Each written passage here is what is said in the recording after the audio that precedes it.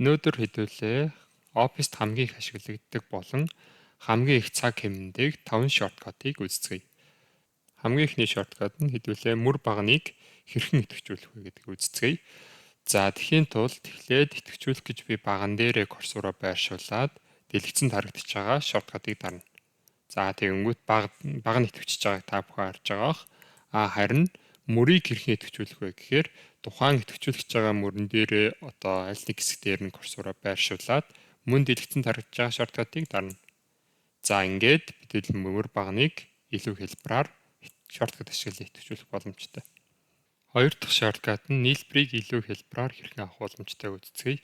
За тэхийн тулд нийлбэрийг авч байгаа хэсэг дээрээ сонгож аваад дэлгэцэнд харагдаж байгаа шорткатыг дарахад та бүхэн харж байгаах мөрийн дагуу нийлбэрийг авч гин. За мөн энэ адил саяны шорткат нь багны дагуу бас ажиллана. За ингээд нийлбэрийг авах байгаа хэсгүүд дээрээ сонгож авангуудаа дэлгэцэнд харагдаж байгаа шорткатыг дарахад та бүхэн харж байгаах багны дагуу нийлбэрийг шууд тоон утгуудын хоорондын шорткат амжилттай нийлбэрийг олж болж байна. Гурав дахь шорткатын хувьд тухайн хүний овог нэр нь хамттан өгсөн байгаа утгаас зөвхөн нэрийг салгаж авах шаардлагатай болсон гэж үзье. За энэ тохиолдолд хэдүүлээ ямар шорткат ашиглах вэ гэхээр эхлээд хамгийн ихний нүдэнд тухайн хүний нэрийг бичиж өгчнө. За энийгээ доошоо дэлгэцэнд харагдаж байгаа шорткат амжилттайгаар доошоо хуудаад авахд та бүхэн харж байгаах шууд хамгийн ихний нэрийг бичиж өгсөн утгаар доошоо шууд нэрүүдийн автоматар сонгож авч байгааг харж байгаа. Дөрөв дэх шорткатын хувьд хэрхэн хэлбэраар фильтр оруулахыг үзье. За тэхийн тулд дэлгэцэнд харагдаж байгаа шорткатыг дарахад та бүхэн харж байгаа хамгийн дээдлийн утга дээр бүгдэн дээр нь фильтр хийх боломжтой байдлаар ороод ирж байна. Тав дахь буюу хамгийн сүүлийн шорткатын хувьд хэдүүлээ хэрхэн мөр багныг илүү хэлбэраар нэмж оруулахыг үздэцгээе.